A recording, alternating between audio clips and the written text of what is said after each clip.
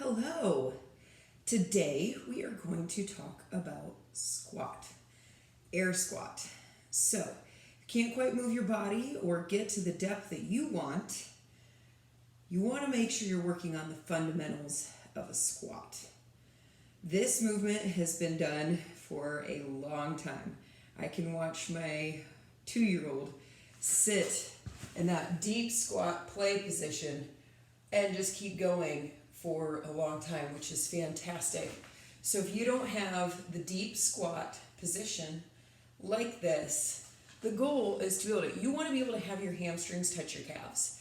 If that's something you can't do, then daily squat work, or at least making sure you're integrating this work every time you are squatting. You go to the bathroom, that's a squat. So a lot of times we think about pushing that ass back, then leaning back, but the whole point is to keep that core nice and upright. You should be able to squat right next to a wall. So I'm going to show you wall squats, and this is the best way to have you keep those shoulders with a good stance, your hips that descend back and down. They also are lower than your knees, and then the heels are making sure they are down and not up.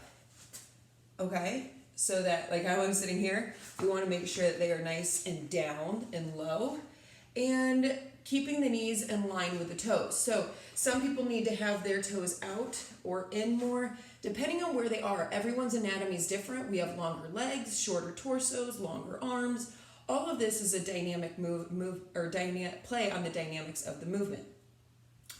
And you want to make sure that you are keeping a complete full hip and knee extension on the way up. It's not a half movement. So we're going to go through the full movement, some wall squats.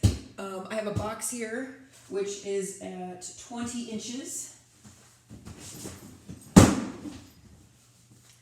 So that's just a 20-inch height is a good one to start at. But getting anything that's lower, sometimes having a stool or having things that are lower that you can start to touch as you get better at this. So we're going to start with a wall warm up first.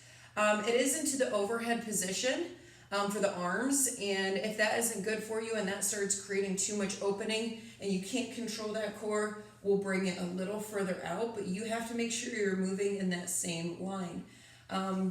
Hips are dynamic and they are moving in a unlocked position. A lot of times people think that they have to squat like this.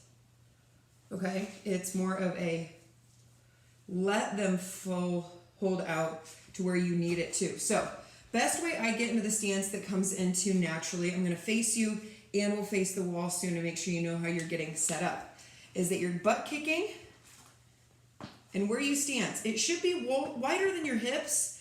And we say shoulder width because typically that is where your anatomy is. If you are a little bit wider, then that's fine. Know where you're at. You can also play with squats. You can learn smaller stances to wider stances, but they will all play a movement on this. And the core is the most important part. So when you're in this position, you're going to get those toes.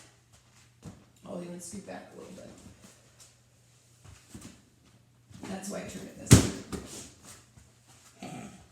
So that you can see my feet. Okay, so wiggling the toes, okay? And what I'm doing, you can see that I wiggle my fingers because fingers and toes work really well together. So if you can think about spreading the feet and toes down, it's going to get that arch launched in respect. And so that's going to keep this first balance. Then I'm going to unlock the hips, kind of get them set, okay? And what that also does is then start to engage the core for that nice bracing movement. So I'm literally locking up the posterior chain along with that anterior. So glutes are firing with the butt. And then what we're going to do is just slowly let that drop down. Okay, it's not leaning forward. It's that down, chest up movement. And going right to, you can go to that bench. And then you're going to go. So for the wall squat, it's very similar.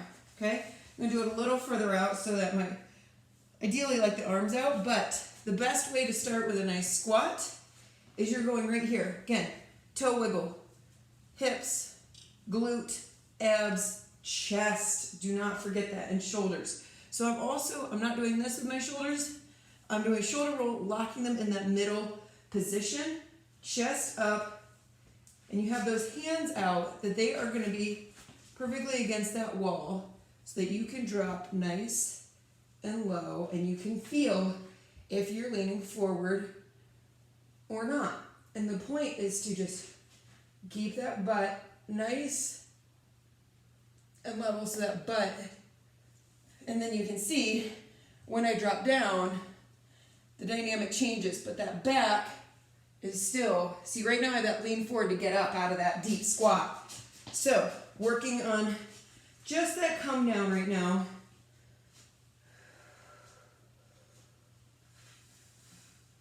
And if you guys think that these are easy, then you're not doing them probably right. Okay, controlling right there.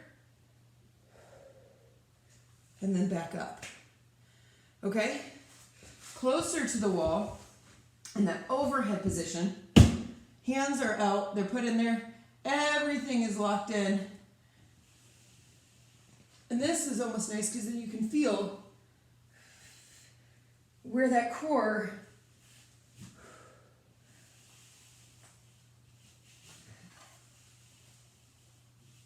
okay? That's going to help you keep upright, warming up with those squats every time. Doing that wall with a butt, with a wall sit onto the box. You see, I'm not sitting down on it. I'm going to the part where touch, squeeze harder, and come back up. So, if that's where you're going or to depth with that, is what we are looking for to try to work on that lower and lower and lower ideally. So, some of these workouts we will have programmed, but when they are air squats, I want you to find a nice little piece of wall, kind of make it your best friend today, guys, or whenever you do these. So, have a wonderful time. God bless.